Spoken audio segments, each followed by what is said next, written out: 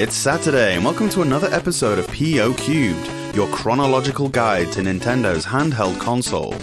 My name's DD Ash, and this week we're playing Jungle Wars, Aerostar, Final Fantasy Adventure, Jinsei Game Densetsu, and Shinihon Puroresu Tukon Sanjushi. Let's start the show.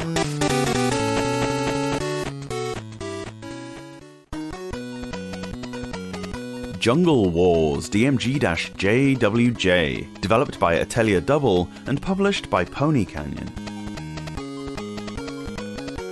You awaken, as with 1,000 other JRPGs, in your bedroom. Nono is blocking the doorway and he won't let you pass. Not without your pants, he declares. This requires you to pick up the trousers that you keep in a treasure chest for some reason, figure out the menu translations, which takes literally 3 submenus to get to the item screen, then figure out which option is supposed to say equip instead of use. Finally, you've got dressed. Doesn't bode well for our hero if he can't even put his own trousers on. Now Nono will let you leave your bedroom. He's stood watching you this whole time, by the way, and takes you off to the forest. I'm 5 minutes into my game, and as you may surmise, I'm not getting on very well so far. I got out of the starting building only to be accosted by an attractive yet evil-looking woman and 2 Sergeant Slaughter lookalikes who told me I was the gorgeous something or other and that I should go with them. So, naturally, I pressed A on the fight option until they were all dead. That's basically as far as I got. There's little in the way of storyline on display, but paradoxically perhaps, there's too much text to progress without knowing what people are saying. So here I am, again stuck behind a translation firewall that stops me playing the game much. I have played enough of these to know when it's not exactly a revolutionary piece of work. The graphics are pretty rough in a lot of places, although the sound quality is pretty decent, and the few bits of text I have managed to translate seem to display a certain humorous charm.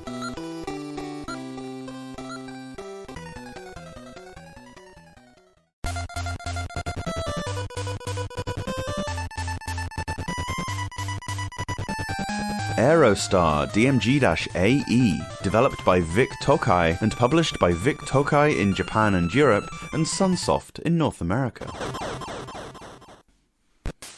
It's been a little while since we've come to a shoot-'em-up on this chronological foray into the Game Boy library, although 1991 has already given us Parodius and R-Type, both of which are phenomenal games. Aerostar marks Vic Tokai's second attempt at the genre after the Sega Mega Drive title Whip Rush. I've remarked before just how strong I think this genre was on the system. There are plenty of really good installments of classic franchises like Gradius and R-Type, together with some outstanding standalone titles like Chikyu Kaiho Gunzas and Mercenary Force. Where does Aerostar fit in? Well, it's certainly on its own in terms of other versions. There were no sequels to this, and the Game Boy version is the only one. After the end of the 6th World War, the Earth has been rendered inhospitable and uninhabitable by humanity. Following a long period of time, the Intergalactic Council wanted to send humans back to Earth, but found that the long-lost wastelands were now plagued by mutants. Rather than send an army, the ever-sagacious Council sent a lone fighter called Aerostar to win back the Earth. The game is an autoscroller, but the ship needs to be driven. It doesn't scroll along with the screen, but rests in place on the map, meaning you have to move yourself forward. The reason for this quickly becomes obvious when you consider the game's main gimmick. You're not a plane, but a sort of hover car that can only travel above certain roadways and can propel itself into the air with a jump. The game is focused almost entirely around this mechanic, as you need your jump ability in order to dodge an otherwise certain death bullet load, and most pertinently, launch yourself from platform to platform. You're largely driving along roads that are almost like piers, and many of these come to dead ends, meaning you'll need to propel yourself vertically. It looks like you're coming out of the screen, and maneuver across water or chasms, landing safely on another platform. It's quite easy to do. You press and hold A when your jump meter is reasonably filled, but beware as later on you don't even have roads. You can often be confined to jumping between various tiles. It's best to wait until a lot of charge is available, else you run the risk of not making your jump. Don't let go of A until you're ready to land, else it's the drink for you. Also, bear in mind that while in the air, you can't fire your weapons. Pay attention to the enemy's projectiles. The large ones will only hit you if you're in the air. They're meant to look higher up, I guess. Otherwise, just ignore them. It's the smaller ones you need to focus on. It's quite tough to balance destroying enemies and dodging projectiles at the same time as route planning when you'll need to jump and which level of bullets to avoid at which time. Along the way are destroyable weapon tanks, which drop lettered power-ups. You can cycle between them by shooting the collectible, and the weapons are nicely varied. There are 2 side additions. Collecting S gives you 2 side shots with a medium range, or O gives you 2 flanking shields. You can't have both, sadly, and both have their uses. Don't be without one or the other. As for the weapons, there are 3 upgrades. L gives you lasers that travel through enemies without dissipating, basically an invulnerable version of your basic weapon. They also split and bounce off horizontally sometimes. B launches missiles slowly but with massive impact.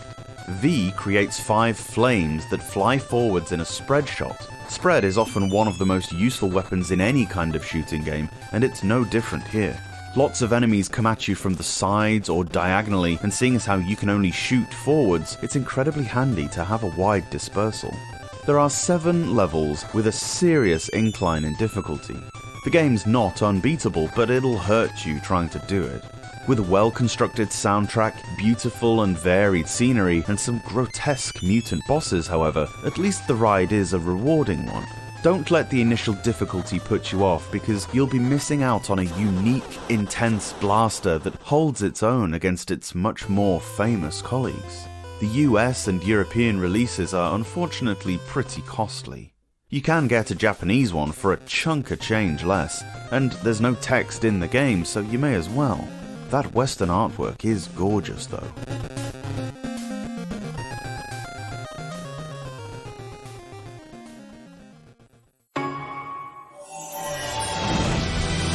Mana と聖剣をめぐる新たな運命の物語。聖剣伝説 DS チルドレン・オブ・マナ。Final Fantasy Adventure DMG-FF, developed and published by Square. I knew this as Mystic Quest. Whether that, Seiken Densetsu, the working title Gemma Knights, or Final Fantasy Adventure is irrelevant.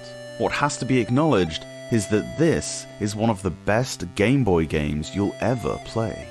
Whereas the 3 Legend titles were simply renamed Saga titles, this one was actually written as a Final Fantasy spin-off, and so is the only Final Fantasy game on the Game Boy that can be considered legitimate canon.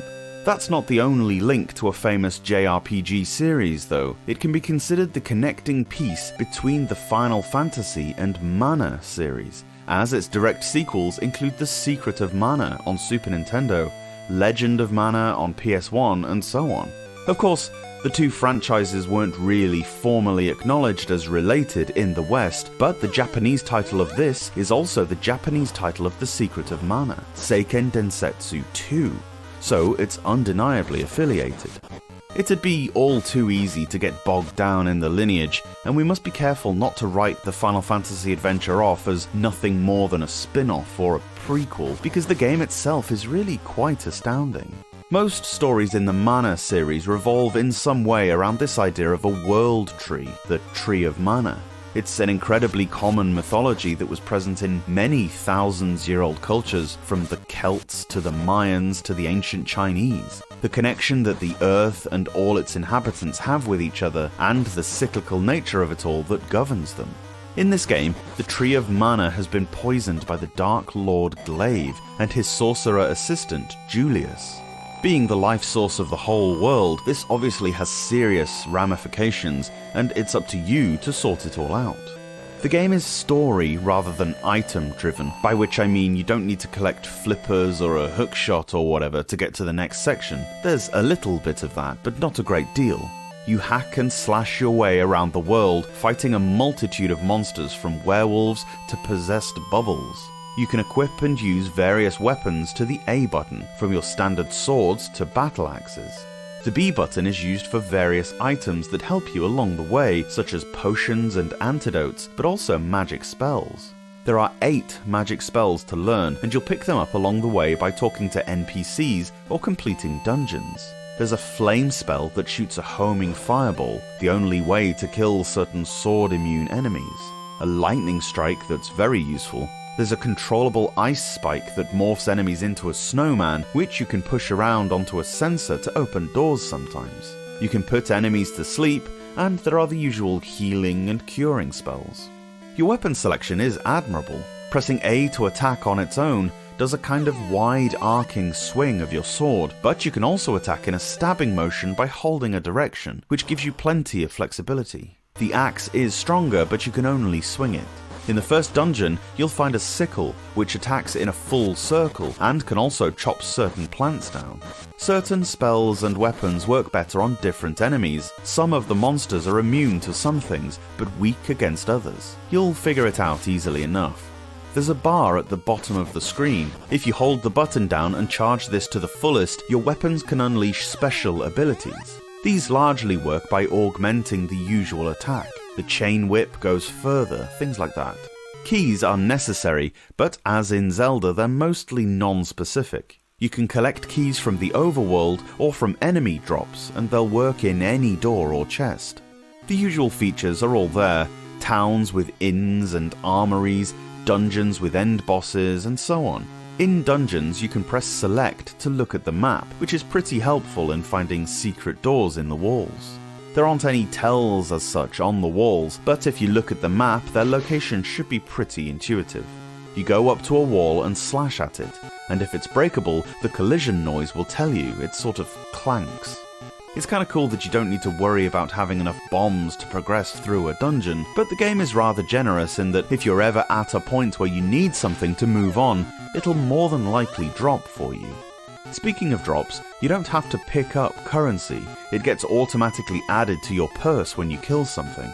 The leveling up system is really satisfying. Firstly, you immediately regain all health and MP, which save my ass more times than I care to admit.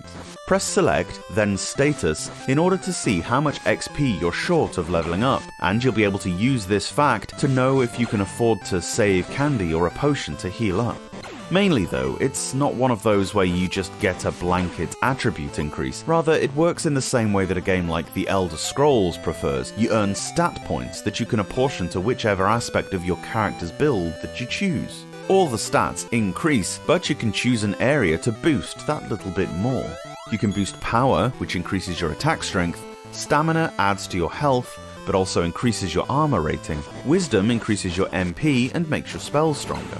Will charges up your weapon's special attack much quicker, meaning it's actually usable. I love this style of leveling up as it really allows you to tailor your character to the way you want to play the game. And of course it can only add to the replay value, as you can RP as a warrior the first time, a mage the second time, and so on.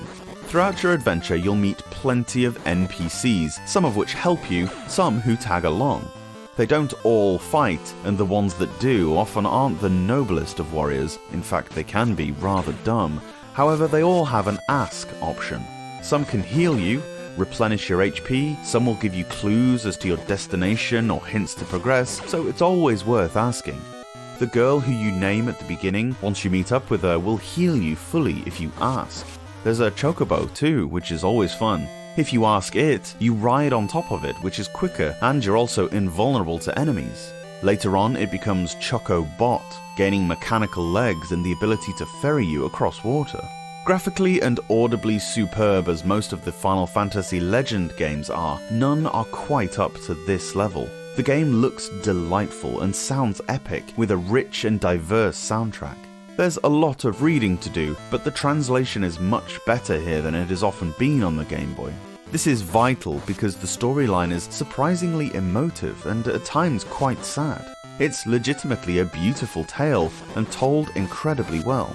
Final Fantasy Adventure has serious lasting appeal, so much so that it was remade for the Game Boy Advance. If you ever played Sword of Mana, that's it. If you have, don't neglect this one because it's one of the best action RPGs on the whole system.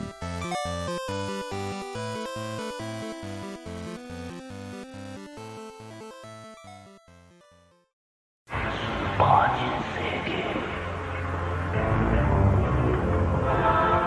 回して極楽進んで地獄スーパーファミコンスーパー人生ゲーム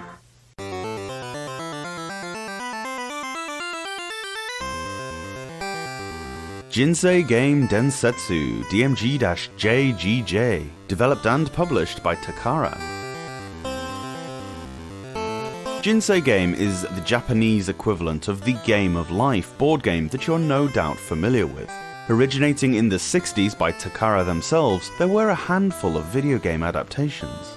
Pick between 2 to 4 players and whether human or CPU, then roll for a number between 1 and 10 to progress around the board.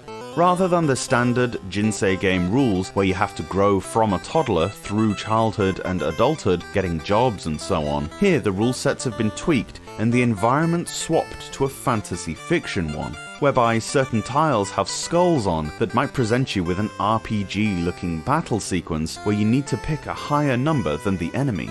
An NPC, not the other player, and if you fail, you have to pay them money. Other times, these skulls can be beneficial to you. You might be able to summon a bird that kicks another player back a certain way. Landing on a blank tile gives a little bit of text that'll usually say something redundant like, you complete a quest for such and such, here's 900 gold. Or sometimes you'll get a prize, like a toy. The prizes are useless, it's the gold you want. Other times, you take a rest in a hot spring only for an eagle to come and steal some of your cash. All of this is completely random. You're essentially drawing chance cards. They could be good, bad, or insignificant. Some tiles take you to this dojo cut screen where you startle a monk with "kill" tattooed on his forehead. He says he'll come with you but then disappears. I don't know what he does exactly. There are gambling minigames aplenty which can win or lose you buckets of dosh. Normally, Jinsei Game is timed. Whoever has the most money at the end of the time is the winner. Here, it's the first to reach the end of the trail, a long way, or the last one with any cash left. That's really all there is to it. It's a fairly basic game of life style affair with an RPG visage. The randomness leaves everything a little too arbitrary for me. It works if you're playing a board game where you're rolling your own dice, but in a video game it's hard not to feel cheated when you lose money every turn and the AI gains it. This is fine if you like the board game, I guess, but the game of life was never my favourite.1991年の初開催から30年新日本プロレス最強選手を決するこの戦いはいつの時代もファンを魅了し感動と興奮を生み続けてきたマックスバルテージ心技体全てに勝る者だけがたどり着ける崇高なる頂、その頂点に立つのはただ一人。俺がチームアウトの頂点なんだ。ますます爆心します。ブレンド爆弾だぜ。サンキューな。金の雨が降るぞ。主役は俺だ。新しい時代に進みます。そして今年もまた限界を超える激烈な戦いで我々に勇気と希望を与えてくれるだろう。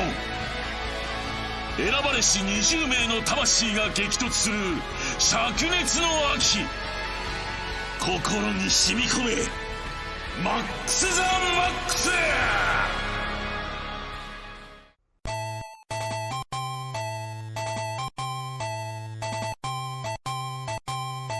Shin Nihon Pro Wrestling Tukon Sanjushi DMG-FMJ, developed and published by Vari.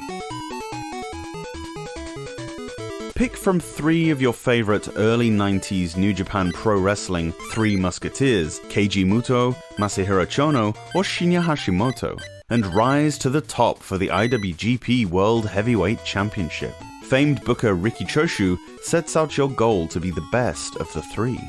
I was rather delighted to see 4 of the most famous New Japan Pro Wrestling characters featured in a game that was released when they were at their peak. Tukon Sanjushi means Fighting Spirit of the Three Musketeers and was the name of their faction.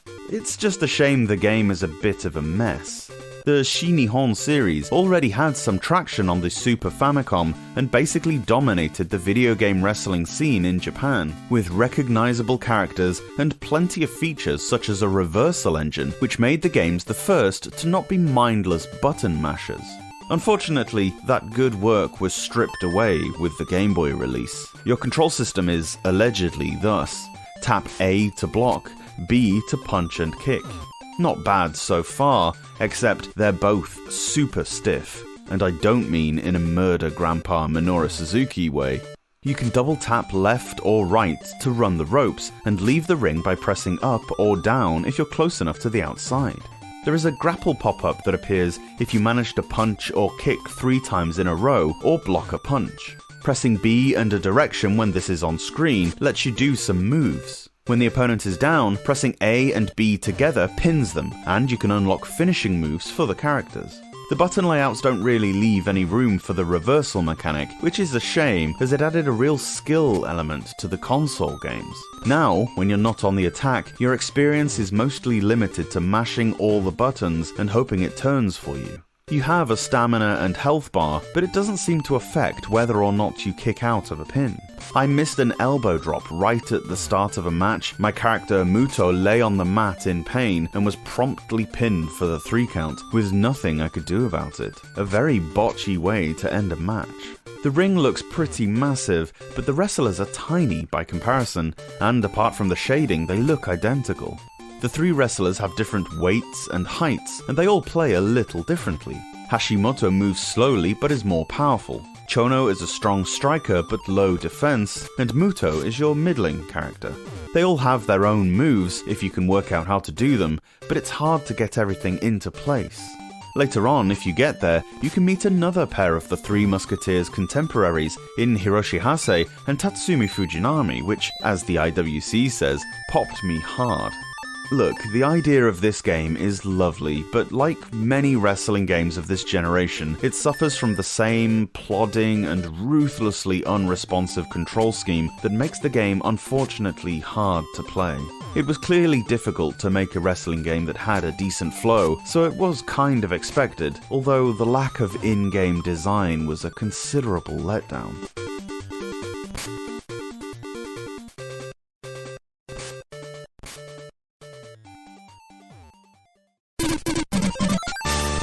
Thanks for listening to the Portable Power Podcast.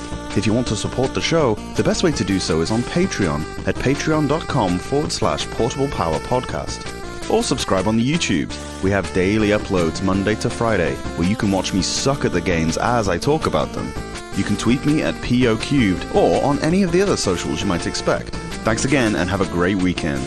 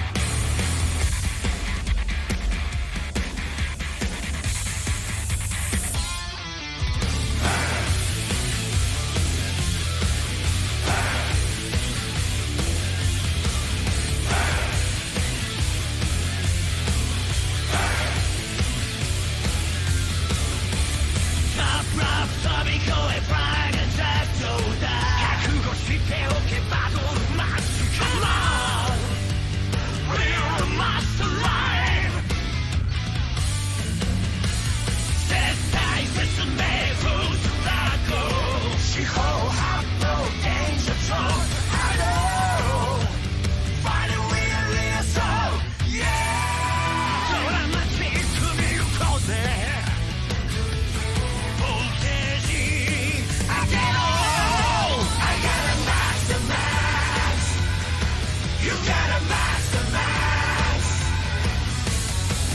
痛みを